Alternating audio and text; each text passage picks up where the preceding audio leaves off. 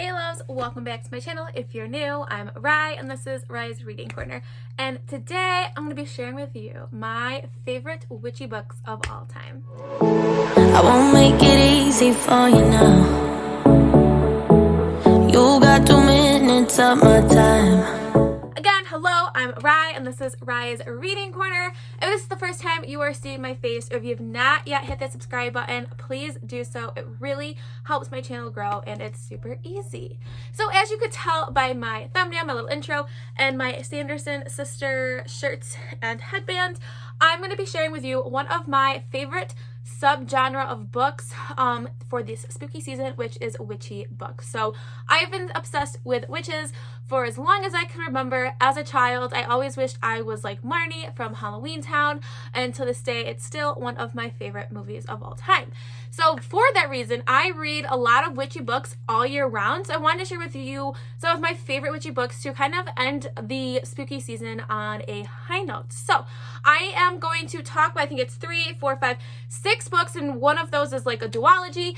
I'm going to break this up into YA and adult, so I will put the timestamps down below if you're only interested in hearing about a certain like type of witchy book. So let's start off with my YA novels first. So my first one is a book that I think is pretty underrated, and this is called How to Hang a Witch by Adrienne Mather. I've talked about Adrienne Mather quite a bit on my channel. I think she's a really good author that deserves some more props.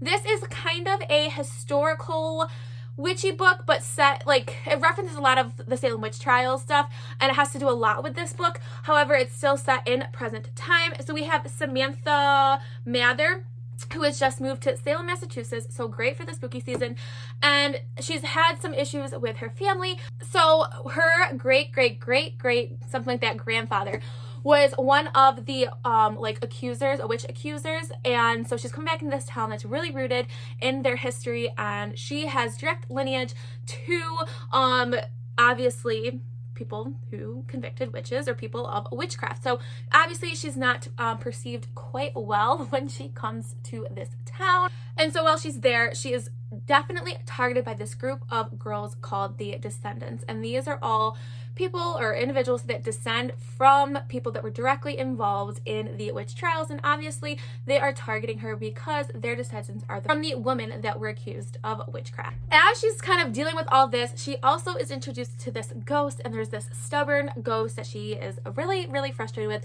However, there may be some deeper feelings with that ghost, but this book is really great. It has the kind of the combination of her family lineage coming into conflict with present day. There's a lot of spooky things that happen in this book. I love just that it takes place in Salem, Massachusetts. This also is a sequel to this book that has some of the main characters but takes place on the Titanic. And yeah, it's such a good story, and there is some evil lurking around Salem, and she has to work with the Descendants and try and figure out what is going on. And what's really cool is the author have direct lineage to the Salem witch trials, so she, kind of pulls on her own family history. All right, the next one is a newer release, and that is The Ravens by Cass Morgan and Daniel Page. This is one of my favorite witchy books, YA books I have read in 2021. This is more of, I would say, kind of borderline of new adult, because characters in this book are in college. So there is a dual point story. One of the dual points is from our main character that is coming to the college, and she kind of has like a weird history, a weird past with her family, and she is coming to this university, and she is kind of gets involved with this sorority, and the sorority is the disguise for this coven, so that they can kind of live with everyone and among everyone, but still do their coven things. And the other dual point is one of the head people in the sorority, and so prior to this, our main character had no idea that she had any lineage to do with witchery, and things start getting very creepy, very spooky in this book, and they have to try and figure some things out, some possession type things. I really enjoyed this story. It really is like Scream Queens meets the Coven season of American Horror Story. I think that really fits this book perfectly. If you're looking for a witchy contemporary that takes place at a school, I highly recommend The Ravens. So the next one I would like to recommend to you all is a duology, and there is a 0.5 book that is on the Kindle maybe, or Amazon. I don't really remember, but it is These Witches Won't Burn and This Coven Won't Break by Isabel Sterling. I actually have the signed edition of this, and I just picked up at my local bookstore because it is a local author, and I was so excited to get this because this is one of my favorites, and it's sapphic, which is another one of something that I love to read in books. So our main characters are in high school, and again, they live in like a general area, like there's non-magical people living there, so they are in disguise and have to hide their magic, but they get their powers from the earth, wind, fire, and earth, wind, fire, and water. Wow, that's really sad. But which I really think is cool that they get their powers from this.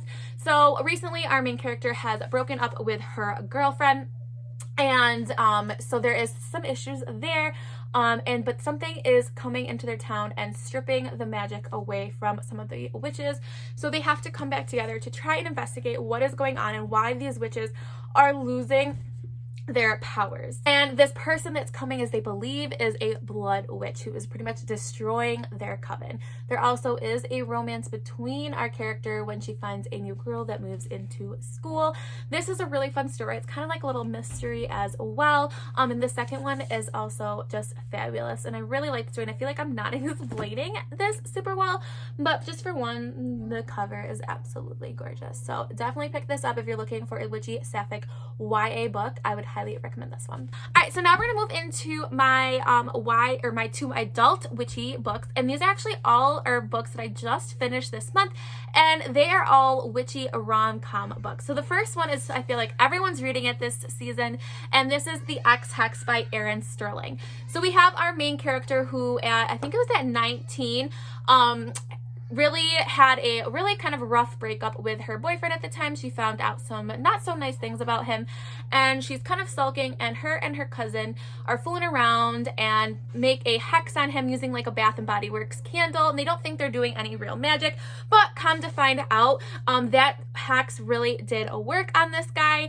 and then he comes back into town because he is like the descendant of the town founders, and he has to do something like at the local college, which is also for civilians, but also has like this underlying like magic classes for witches as well, and so he has to come back there and do something for the school, and they rekindle. This is such a fun rom-com spooky book like for this season, and it was such a fun read, and it is really short, and this was a 5-star read for me this month, and I highly recommend this one. The next one I would like to recommend to you was a really pleasant surprise. This was a book that I had been wanting to get every time I was at the store, but I never picked it up because the ratings were always really low on Goodreads, but I just finished it and I actually really enjoyed it, and this is Witch Please by Anne Aguirre. Again, another witchy romance. We have our main character Danica, whose magic is really unique. She fixes like what's the word I'm looking for, like technology, like that's where her powers are from.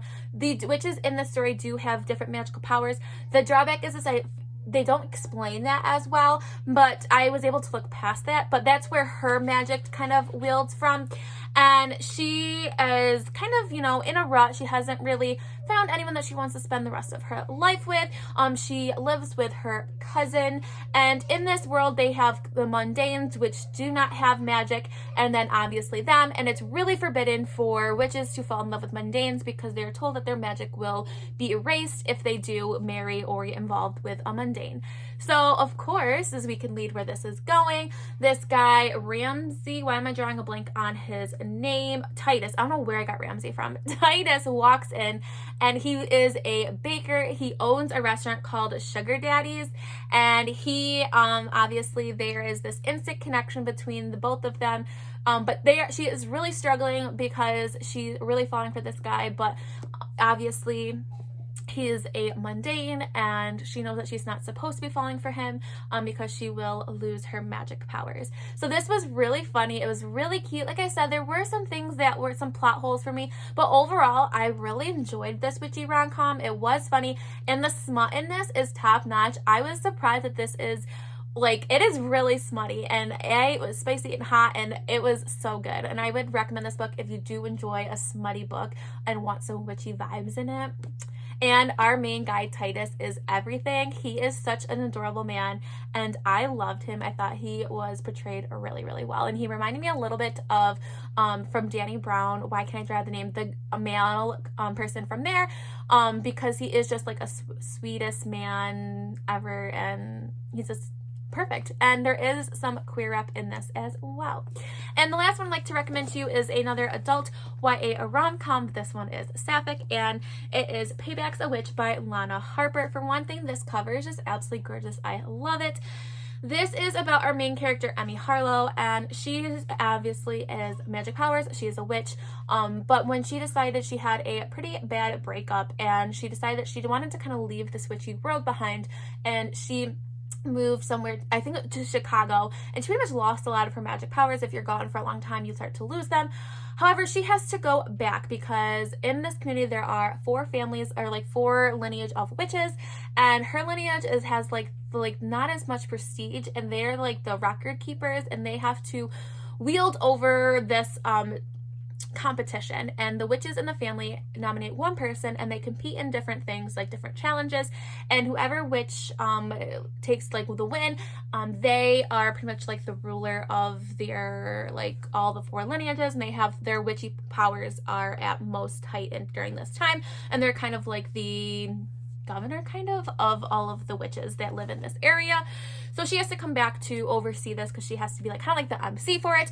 But when she's there, she encounters that awful guy that broke her heart, and she realizes that this guy has also broken the heart of her best friend, as well as this girl that she has always kind of had a crush on during high school. She's very attractive, and yeah, so they team up because they want to take his family down, because they're kind of like seen as the most powerful witches. They always win this competition so that he does not win. So this has a really fun trials aspect to this, and also, like I said, it's sapphic and it's just adorable, and it was really fun to read.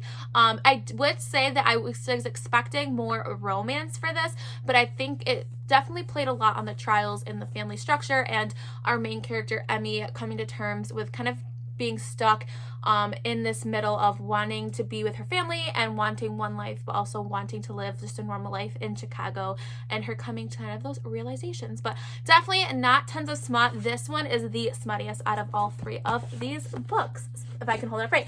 But yeah, so these are some fun witchy romances and witchy like historicals, and yeah, just some witchy amazing, how many times am I gonna say that word, recommendations for all of you. So if you have a favorite witchy book that you like, that you think I might like, please leave it in the comments below. I'm always looking for more. I still have tons on my TBR that I would like to read, but again, I read witch books all year long, so I will continue reading them, and maybe I'll hopefully be able to do another recommendation video for you in next October with some more recommendations. So again, if you want to take this crazy journey with me, please make sure you press that subscribe button. If you'd like to be my friend on any of my other social media platforms, I'm on TikTok, Twitter, and Instagram. All that information is linked down below. So stay kind, loves, and I'll see you later. Bye. I won't make it easy for you now.